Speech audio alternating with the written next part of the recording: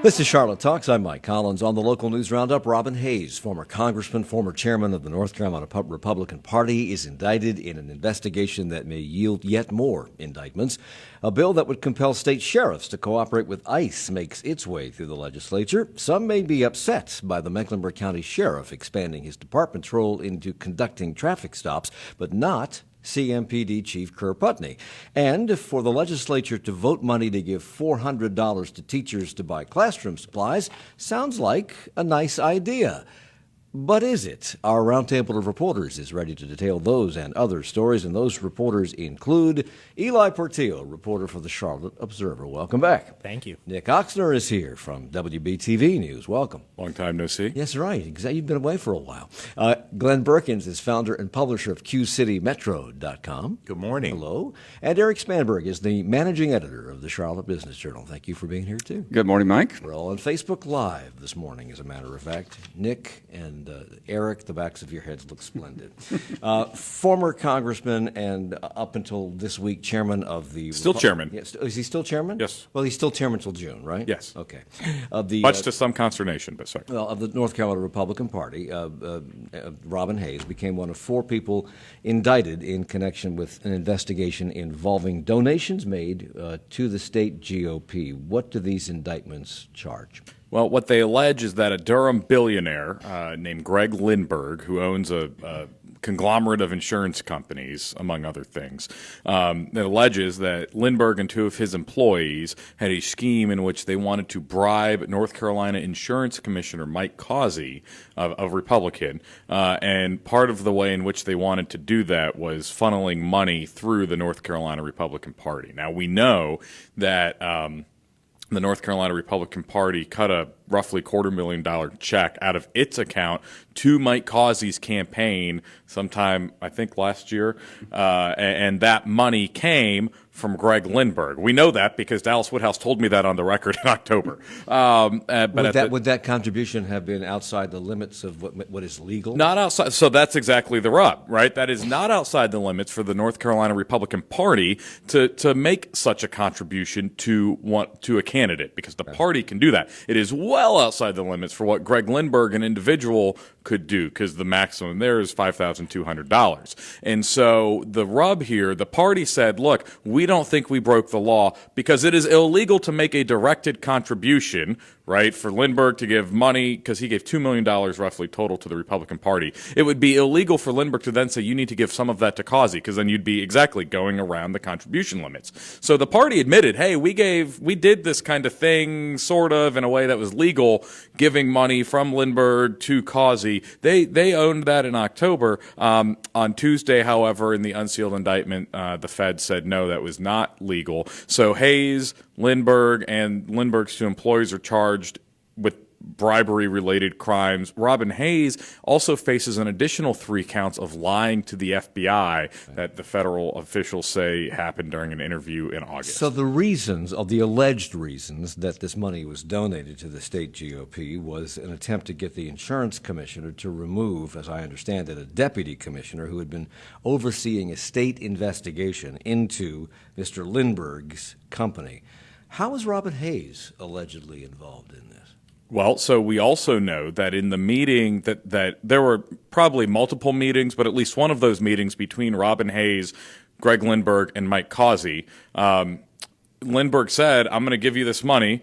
I'm paraphrasing here, obviously, but I'm going to give you this money, and you're going to give it to Causey. And Hayes allegedly said, we'll send it wherever you want us to. And we know that Mike Causey made a surreptitious recording of at least one meeting between Lindbergh, himself, and Robin Hayes for the FBI. And we should note that Mike Causey went to the FBI in January of 2018. He participated in the scheme as a undercover person for the FBI, and he will not face any charges as a result. And what you're getting at, Nick, is the idea of steering those general donations to a specific candidate. That is where the problems start. Yes. So when the FBI asked Robin Hayes about illegal campaign contributions to the North Carolina Growth and Prosperity Committee and to Mike Causey's campaign account, he said absolutely not to a question of whether Lindbergh had expectations for a quid pro quo in all of this, and this was seen as untrue. So that's why he's been charged with 3 counts of lying to the He made FBI. other statements, too, that he had never discussed employees of the Department of, according to the indictment, that he had never discussed employees of the Department of Insurance with Mike Causey, and there was a third one. That's why he's charged 3 different counts. So they were accused of trying to, bribe the State Insurance Commissioner, Mike Causey, with about $2 million. And it ended up being a sting operation because, as you say, in January, Causey went to the FBI, and during one of the, was he reluctant at first or shocked at first by these offers? Well, he had rejected campaign donations before from Lindbergh and also overtures to host fundraisers. So, as was pointed out in a story that aired this morning from our Steve Harrison, he kind of did a 180 on this because at a secret meeting, he asked, "What can you do to help help me? That's not going to be under the that's going to be under the radar screen. In other words, what can I get out of this?" But he did that at the direction of the FBI. At the FBI, Yes. right. So why would you believe that suddenly I've changed my attitude here? Why did they think that was going to work? It did, evidently. Well, it seems that Lindbergh and his associates were, very, very persistent. They wanted the access. It's interesting and worth noting that the Wall Street Journal had a great story yesterday where Causey went on the record and told them this all started because he had questions that he brought to a federal prosecutor just about this examination that the Department of Insurance was doing of Greg Lindbergh's businesses. Because when he came into power after the Democrats lost control, evidently his employees told him that there's a cozy arrangement. Well, it seemed weird. Okay. And remember, I'm sure we'll dig into this as well. While Lindbergh has mostly he's given more to Republicans than Democrats, he also has some extensive ties to Democrats, including Causey's predecessor, Wayne Goodwin, who's now head of the Democratic Party. And so Causey has said that under Goodwin's leadership, the insurance department was allowing, or the insurance commissioner, I should say, was allowing loopholes in terms of the investments that the insurance company that Lindbergh owned was making. Instead of the 10% industry standard, it was more like 40%. So there were already questions bubbling up before Causey had even come in. And there were other reports that when Causey got in, he said, hey, some of his employees were saying, we had to run all the things about one of Greg Lindbergh's companies through a political appointee that seemed strange. And so there are questions about that. And then we know he gave a 6-figure contribution to the Democratic Party within, I think, last year, maybe, in 2017. Was it $750,000? I think. Yeah, substantial 6-figure contribution. Substantial. That's for the party's building fund, and among other things. Okay. So Causey turned them in to Mike Causey, the insurance commissioner, turned them in to federal authorities, and he told WFAE by doing so, he did the right thing.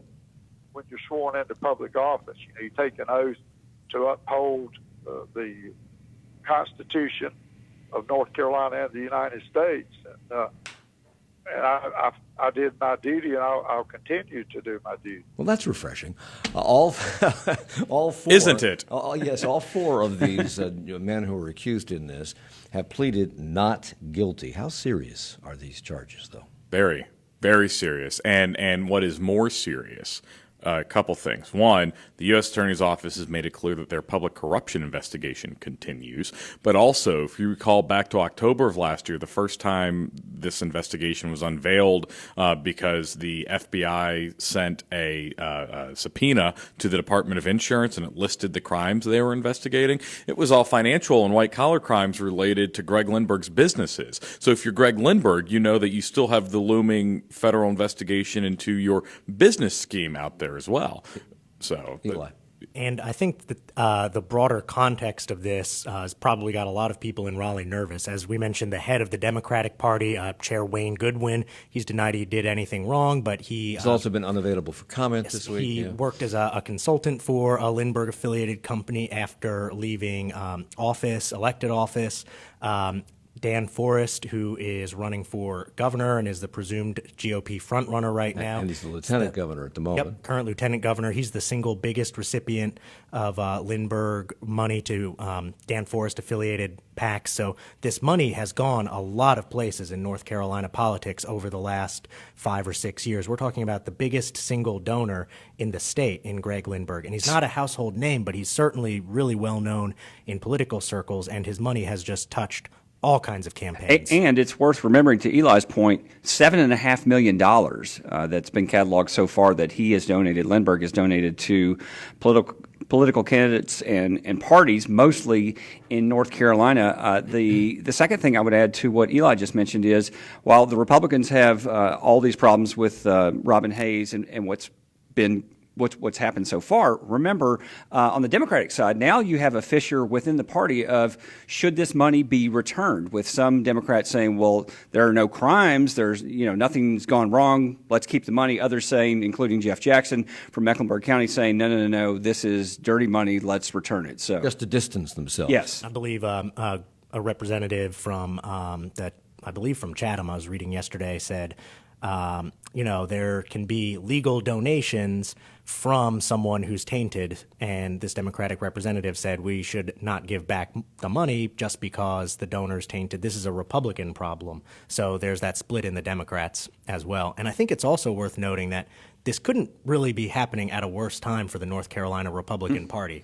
I mean, coming on the heels of the 9th District fiasco and the election redo that's been ordered because of alleged voter fraud there, and coming up on a governor campaign, the RNC in Charlotte next year, people directly credited Robin Hayes with helping to bring the RNC and being one of the key figures there, and now he's under indictment, and who knows if he'll be in prison or on trial next year when the RNC's in Charlotte. So this is a party that's got also, I should note, a special election in the 3rd District as well. So a ton going on. And Eli, on that Republican National Convention aspect, remember, it was just Monday, which seemed like 10 years ago. The press release initially about Robin Hayes saying he would not seek another term was nothing but glowing comments about his tenure from luminaries, Senator Tillis, former Governor McCrory, on, and specific mentions of all that he had done to bring the Republican National Convention here. I mean, this has to be driving some of the national party leaders crazy at the moment. Right. They specifically said Robin Hayes, his efforts brought it here. Carter Wren, who's a longtime Republican strategist, says, we don't know how deep this goes, but, quote, as far as the state Republican Party goes, this qualifies as a volcano eruption. I think this is hyperbole. No, this will be, when it's done, the single biggest political corruption scandal in North Carolina history. Because it will touch both parties? It will touch both parties. It will touch a lot of people. Eli talked about Lieutenant Governor Dan Forest. There's also Republican Congressman Mark Walker. We know the House Republican Caucus and the Speaker Tim Moore took money here. And it involves a lot more layers of individuals. We've just seen the outer layers of an onion start to be peeled And that's back. why more indictments are likely to come down from this, correct? Which Causey himself said. Right. Yeah, Causey has said that, and the U.S. Attorney's Office has hinted at it. So given the wide range of this potential scandal here and the damage it's already done to the state Republican Party and senior members of that party, what does that say about Mike Causey's backbone to come forward and be part of the sting operation that unveiled it? Well, this Wall Street Journal article is interesting because he didn't initially call and say, hey, I think there's a bribery thing going on. It just morphed into that. Okay.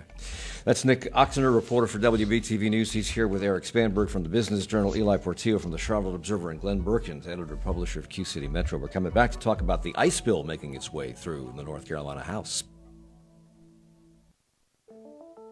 Support for Charlotte Talks comes from WFAE members and NC by Train, helping transport Charlotte travelers with 4 daily trips and 9 stations. Schedules, tickets, and more available at ncbytrain.org.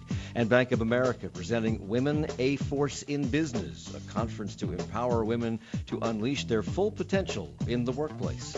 April 30th at the Convention Center. More at ncchamber.com. That would be the Charlotte Convention Center, by the way. School shootings have led to active shooter drills, more hardening of campuses, wanding of students, other search methods to keep guns out of schools. It's happening here and all over the country. But what impact is this having on students who are experiencing this as the new normal. One effect is depression. It's going to be an upcoming conference in Charlotte to address how to strike a balance between protection and the after effects, and we hear from some of the participants on this program Monday at 9. The president's tax returns. House Democrats ask, but will they receive? The commissioner of the IRS will follow the law. That's our expectation. Also, Joe Biden says he'll keep his hands to himself, and Chicago's mayor-elect makes history. The Friday News Roundup next time on 1A. The Roundup continues at 10 with 1A, following the Charlotte Talks Local News Roundup with Mike Collins on 90.7 WFAE, Charlotte's NPR news source. It's Charlotte Talks on listener-funded 90.7 WFAE and 90.3 WFHE. I'm Mike Collins. It's the local news roundup with Eli Portillo, Glenn Berkins, Nick Oxner, and Eric Spanberg, all reporting in for duty as scheduled.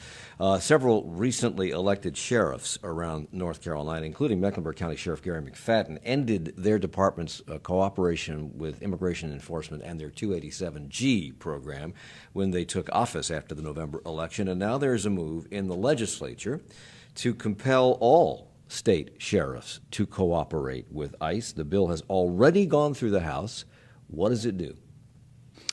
Well, it does exactly what you said, which is that sheriff's offices would have to detain people they've arrested for up to 48 hours at the request of ICE. So that would be obviously. Wouldn't they normally do that? That they do not have. It's a voluntary program right now, and as we've talked about on the show many times, 5 of the 7 most populous counties in the state have sheriffs who have opted not to participate in 287G. Which is different from this. Which is different, but they're related, I think would be the safest way to say. Because they deal with ICE. They deal with ICE. So, and we've talked about this over and over. There is a lot of tension between ICE and the sheriff's departments in Mecklenburg County and Wake County, the larger cities.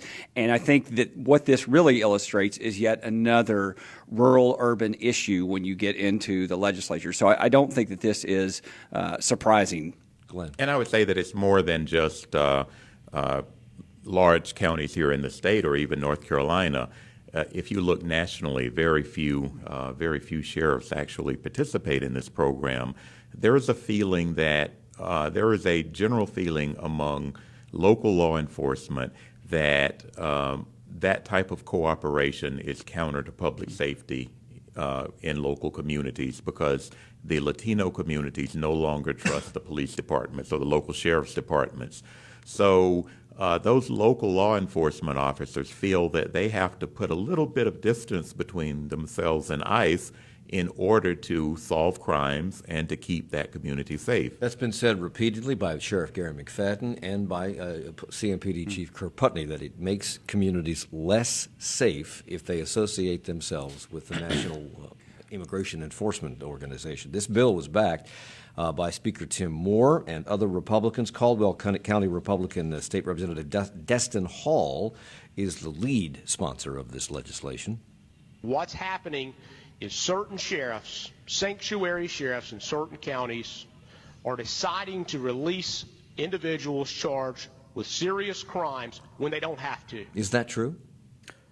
I think Gary McFadden would probably tell you no. In fact, it's interesting to me that he has come out with a long list of things that he's still doing, right? Honoring certain warrants and detainer requests that are lawful, that just aren't part of 287G. What I think you hear the rhetoric from Representative Hall, who's been very out front on this issue, and I think this was his idea if you talk to folks in the House, is ramping up kind of this. They see an opportunity for kind of a war of ideas here, and that's what this bill represents. I think it gets back to the whole fact that it seems like all our politics are national, not local these days.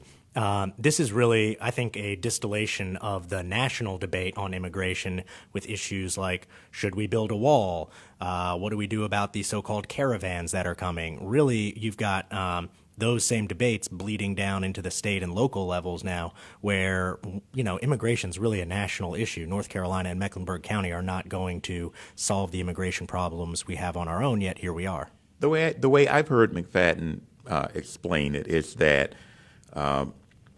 defendants or suspects, whatever, people who are in the county jail who would normally be released legally are being released. So if you do something minor, a traffic stop or something, or driving without a license, then you would be released as anyone else would, as a citizen would be if you are an undocumented person.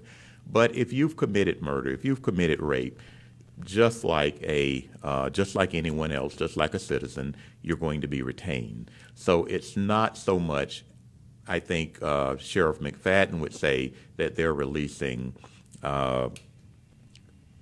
serious criminals, as much as they're treating undocumented inmates the same as they would treat American And inmates. the other side of that argument is you've got them. You've got people who have gotten here under the radar and have broken the law by being here, so you've got them. Don't let them go. Yeah.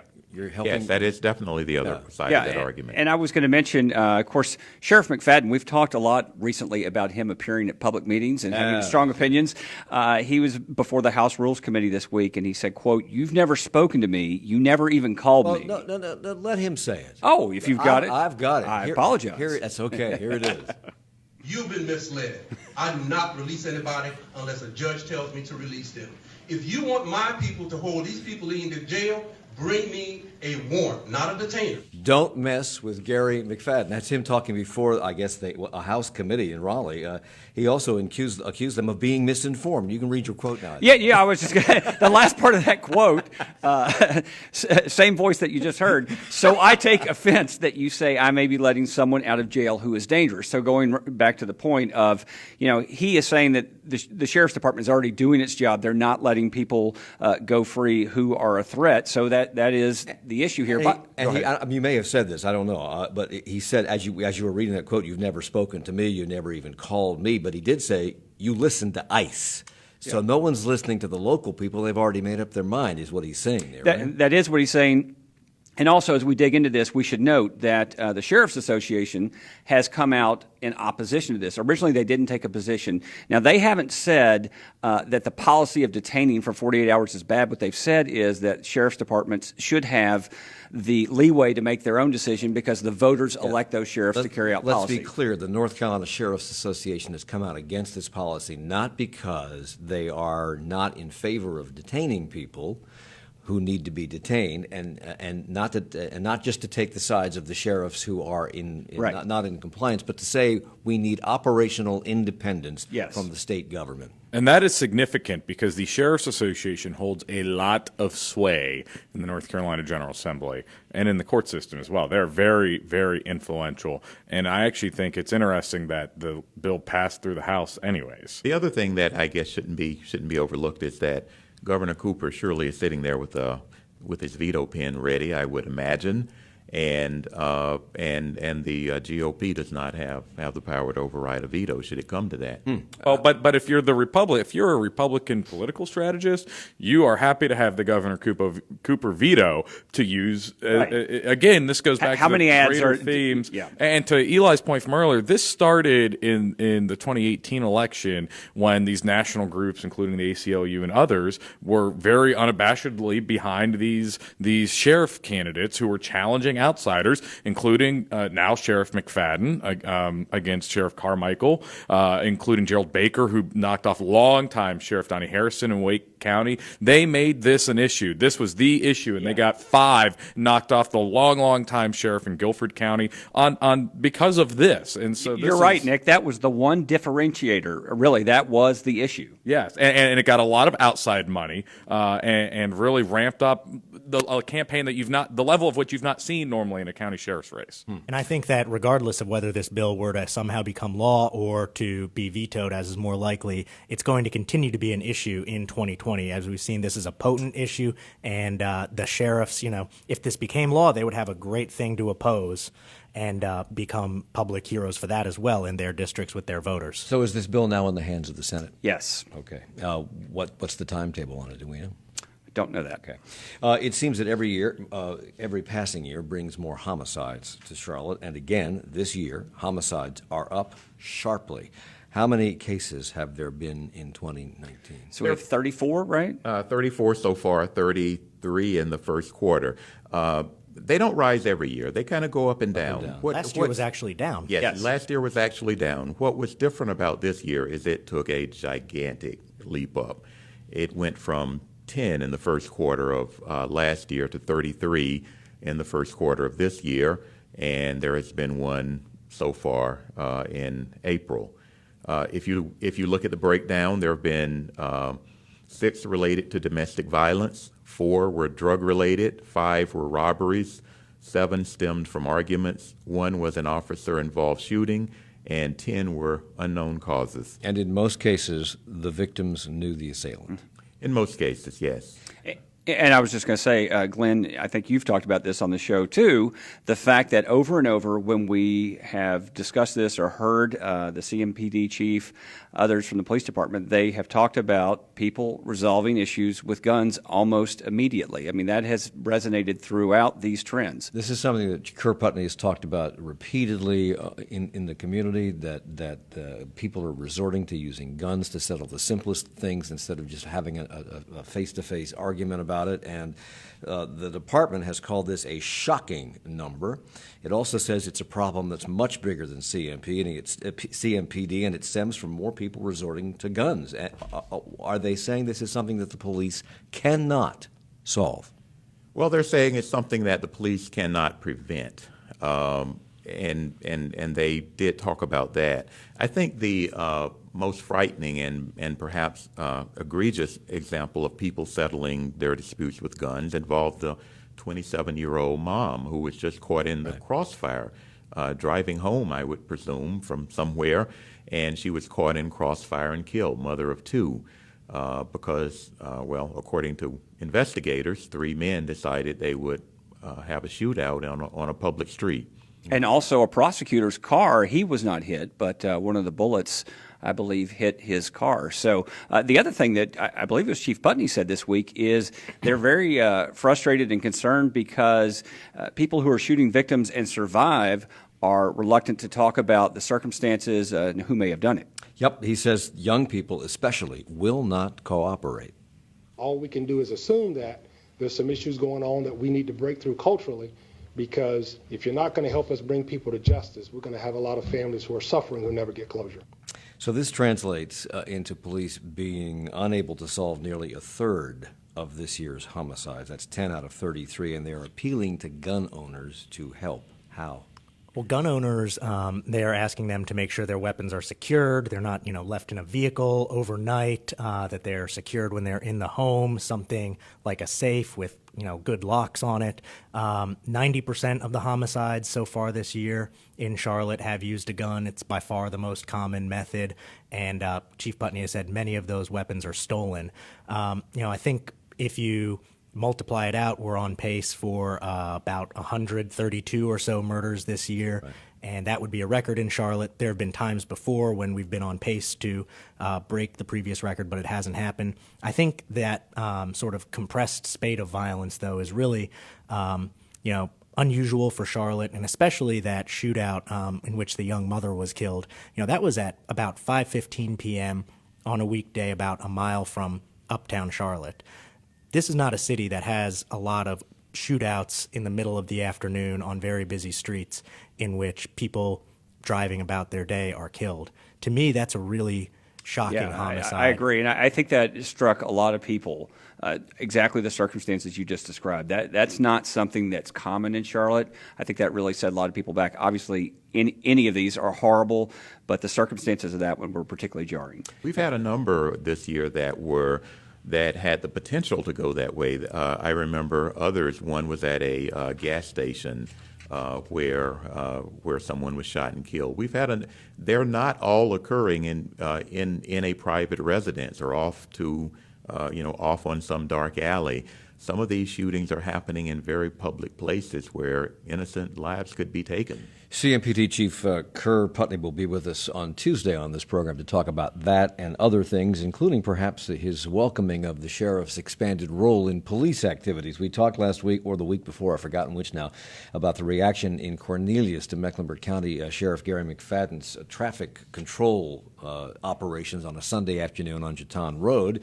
It was a surprise to residents, and it resulted in some tense moments between the Cornelius Town Commission or Council and Gary McFadden, who was invited there to talk to them, and he accused them and those in attendance of being privileged people who didn't like to be interfered with. I'm paraphrasing there, but nonetheless, it was fairly outspoken.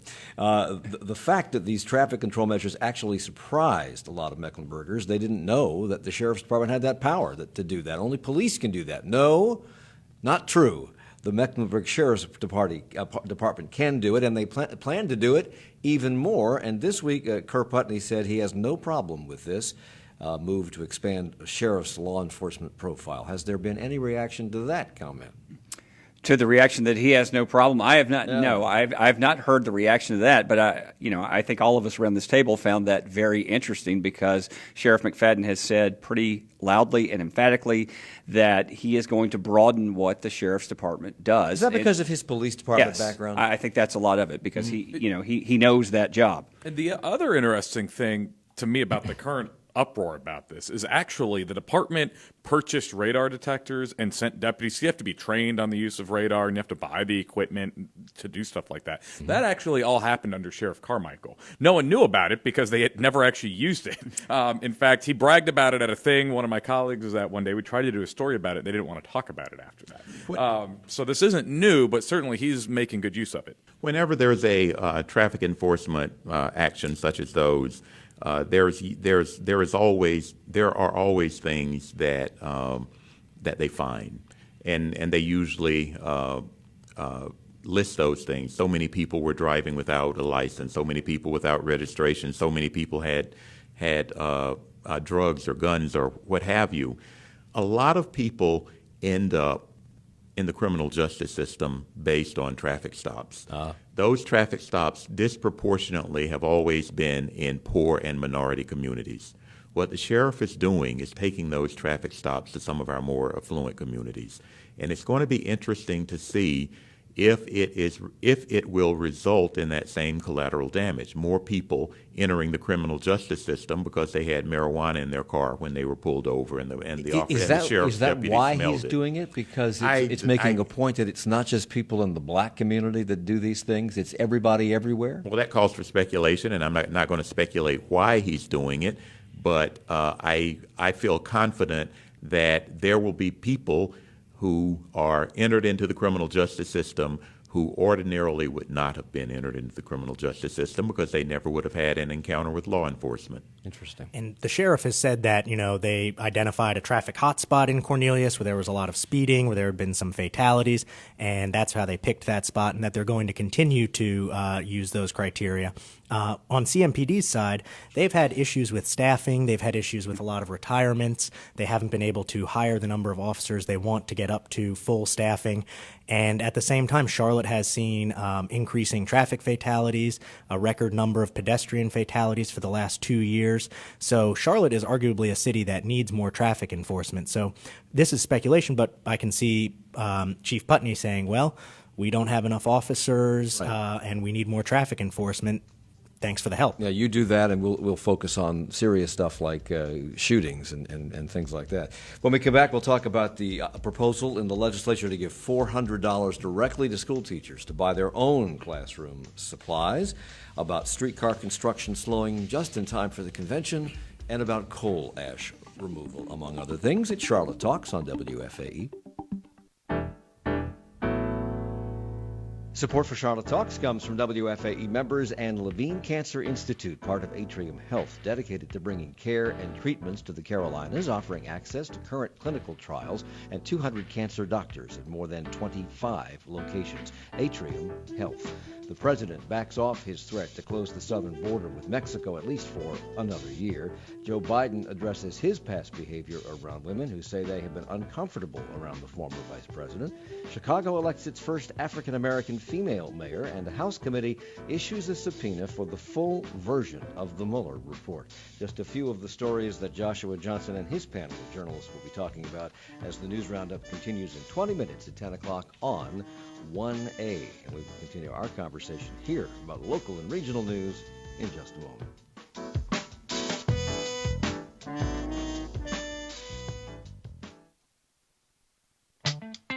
Knowing what's coming is awesome if you're playing roulette or deciding whether to grab your umbrella. But sometimes life is just better with a few surprises, right? Morning Edition brings you unexpected stories every day about science, education, the arts. Make surprise part of your routine. Listen to Morning Edition every weekday from NPR News. I'm Lisa Worf. Join me for Morning Edition weekdays from 5 to 9 on 90.7 WFAE. It's Charlotte Talks on WFAE and WFHE. I'm Mike Collins. It's the weekly news roundup with Glenn Berkins, editor-publisher, QCityMetro.com, Nick Oxner from WBTV News, Eric Spanberg from the Charlotte Business Journal, and Eli Portillo from the Charlotte Observer. Just ahead of a scheduled teacher march on Raleigh in, I think, next month, it was announced that some North Carolina lawmakers want to give teachers $400 to spend on classroom supplies. Why and where did this idea come from? State Senator Andy Wells from Catawba County, I think, was one of the lead sponsors of this. And what they're trying to do is take about $37 million of the existing $47 million state fund that goes to the school systems for school supplies. And the argument that Mark Johnson, the state superintendent, and Senator Wells and others are making is that by giving the teachers the $400 and control over the $400, they can truly put the money where it would best serve the classroom. One of those lawmakers alleges that the money has not been properly spent by the, quote, bureaucrats who run these school systems. Really? Yes, correct. And so you have that piece of it. And then on the other side, Mike, you have teachers and education groups who are saying that you're, in fact, hurting the school systems. Charles Jeter, the lobbyist for CMS, also said this, that when you take away that bulk buying power, that you're actually spending more money, getting less bang for the buck, and by the way, they don't have enough as it is. Which is why Charles Jeter, who used to be in the legislature and is now Charlotte-Mecklenburg School Government Relations Coordinator, had this to say. If this was new money, it'd be one of the most impressive things the General Assembly has done in years, but it's not. All this is transferring who controls the spending to the detriment of the teachers who are trying to assist. So this would be detrimental in his mind to the teachers because they would be buying these classroom supplies that they think they need. They're the people on the ground, on the front lines, so they know what they need. But they'd be buying this stuff through an app at retail prices. Right. So the $400 spent by teachers would not go as far as the $400 that would go through the system because they buy wholesale. Right. I mean, that's just easy, basic business and math. So why can't it be set up that they get the deal, the wholesale deal? Why does it have to go through Staples or Office Depot or Office Max? Bureaucracy. I mean, that's my only guess is bureaucracy. Well, and so it's interesting. There was a long Twitter debate thread that played out yesterday between Jeter and the governor's office, communications director Sadie Weiner, and some folks in the General Assembly. And Jeter's ultimate point is, you don't know how we're spending the school supplies money we get now. And by the way, you give us so little, we have to go to the county to supplement our school supplies money, to which the Republicans said, well, come back and show us how you're spending it, and maybe we'll trust you a little bit more.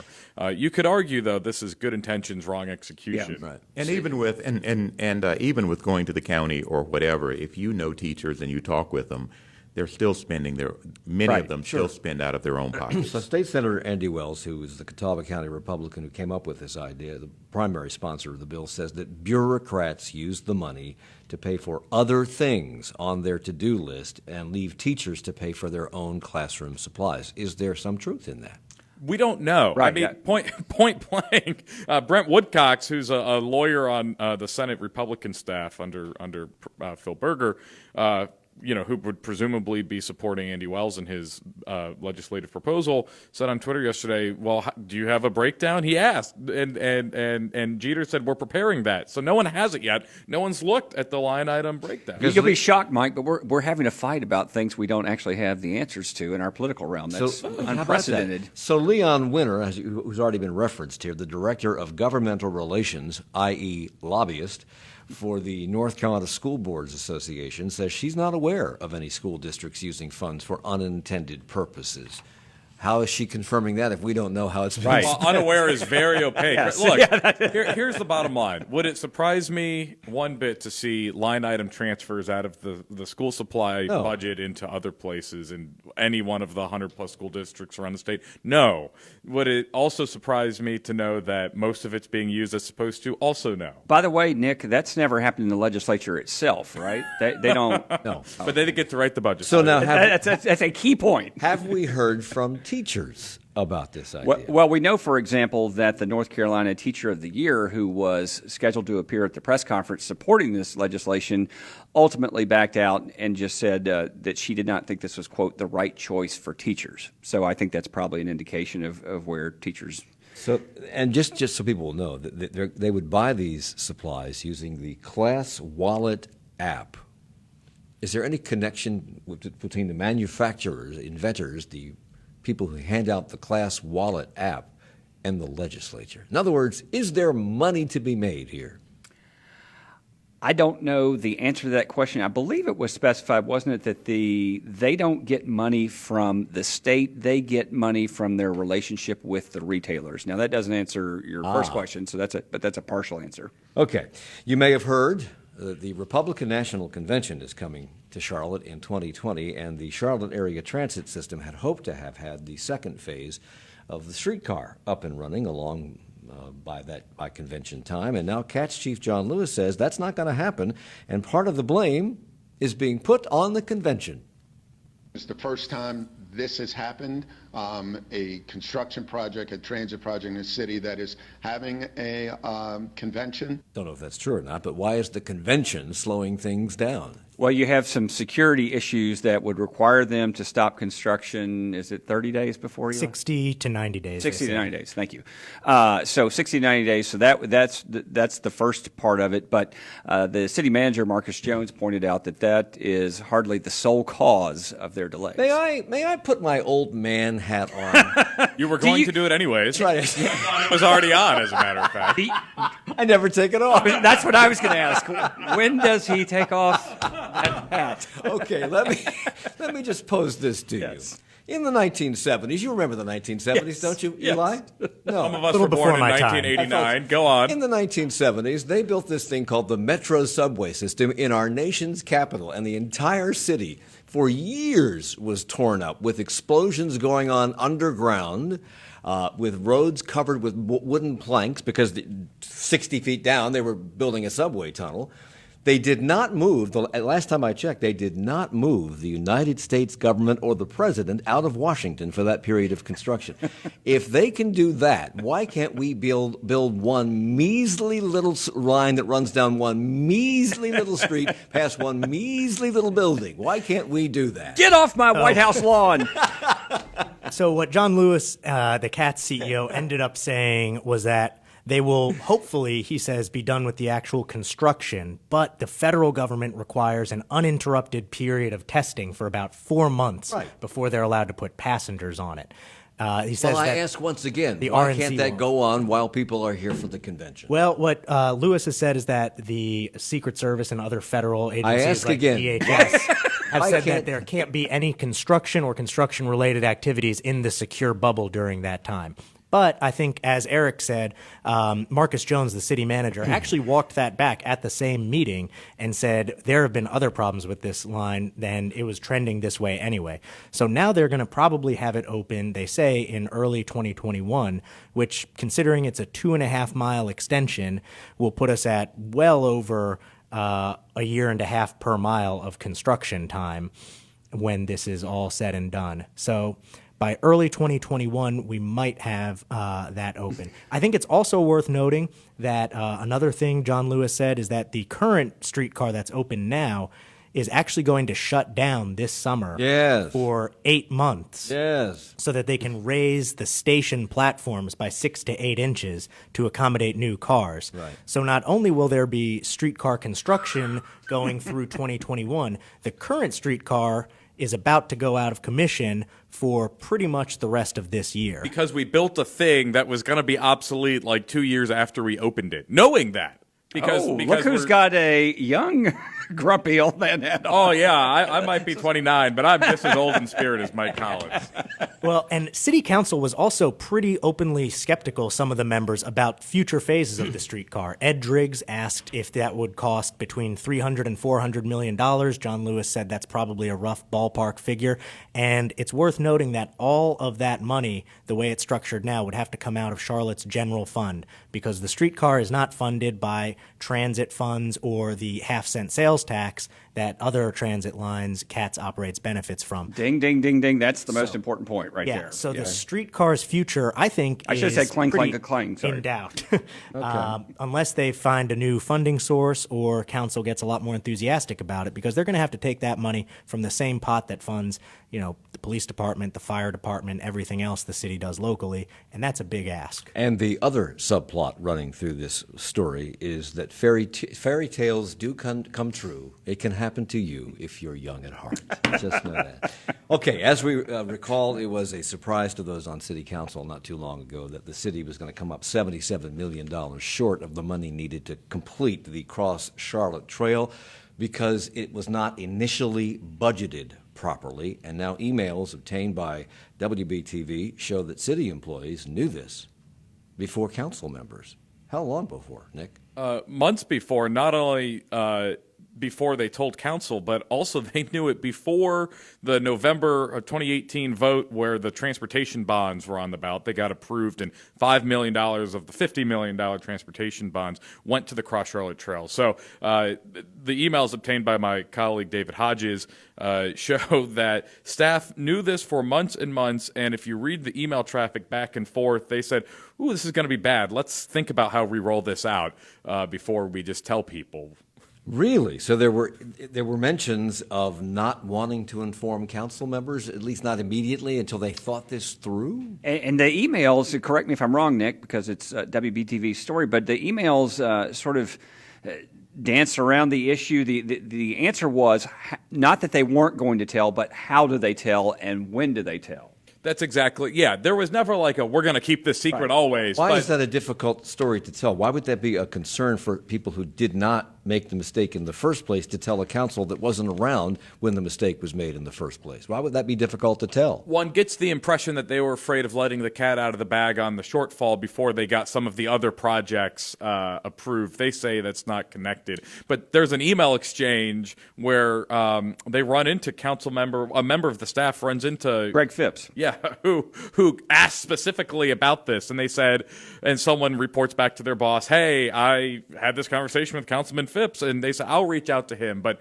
don't make any specific promises until we know if we're going to fully brief the council on this. Well, and remember at the council retreat in January, there was this whole, Eli, I know, was there. There was this whole back and forth about the way that project costs are estimated, and Marcus Jones, the city manager, again, essentially said, look, this has not been done well, not just with Cross Charlotte, and that they were going to have to basically revamp the way they estimate prices and costs. And, I think in the end, it probably ended up somewhat blowing up in the city staff's face that they didn't make this briefing sooner, because a lot of city council members ended up being very upset that they weren't explicitly told, hey, we're $77 million short. We don't know how we're going to fund this. Then there were a lot of questions about how long did you know. I think that overall, this also ties back to projects like the streetcar, because one of the ways that the city could make up for this funding shortfall is to reach into the general fund and pull some money to help fund the Cross Charlotte Trail. But these projects, these big infrastructure projects, are all looking at that same pot of money, along with people like CMPD who want more money for police officers. And the city is really going to have some tough choices over the next few years about how they grow and spend the general fund money. So the State Department of Environmental Quality has ordered Duke Energy to excavate coal ash from the 6 remaining coal-fired power plants in the state that don't already have closure plans. Before we talk about what this means, will Duke appeal? Can they actually Yes. appeal? Yeah, they can. They seemed less than thrilled. Yeah. I think that's very fair. But I couch it mildly because they didn't explicitly say one way or the other either in their statement. They said, look, this is going to add $5 billion to a $5 billion project. Double the cost of the cleanup. That's exactly correct. They said they have claimed all along that the ones that this wasn't ordered at already, they could do it safely. There are obviously lots of people who disagree with that. Who would pay for this? Well, now that's the question. I always love that question over at the Business Journal. We love that question. If you look at the track record, it's been the customers. Yes. And look, there was a ruling last year by the Utilities Commission. I think it was over $500 million. It was knocked back a little bit with a $70 million fine against Duke Energy. But certainly they have said consistently and will say again that this is part of the cost of them providing, or has been the cost of them providing reliable electricity to all customers, and so that customers would share in that burden. And and not the stockholders. But Attorney General Josh Stein has already said he does not believe ratepayers should have to pay for this, and he would be the one responsible for trying to keep that from happening in any future rate case. So these coal ash collection ponds, or whatever you want to call them, pits that are all over the state, many of them have been here for well over a century. And the federal government has never classified coal ash as a hazardous substance.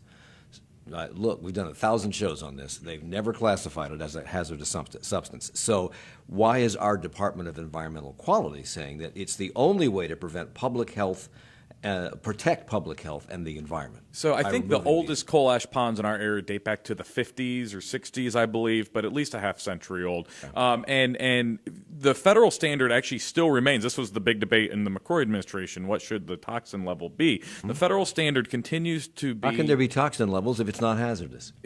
Because we know coal ash contains toxic substances. I mean, that is... Does the federal government know this? They do, but so take hexavalent chromium, one of the most toxic substances in coal ash. The federal government standard is only for total chromium, because there's a kind of chromium that isn't toxic. And so, if he bureaucracy. Can you explain that in 10 seconds? No. So where will this go if they have to remove it very quickly? Who knows? Stay All tuned. Right. And that's a topic for another Roundup. Lucky there. Thank you. Nick Oxford from WBTV, Glenn Berkins, QCityMetro.com, Eli Portillo of the Charlotte Observer, Eric Spanberg, the Charlotte Business Journal. Thanks for the hour.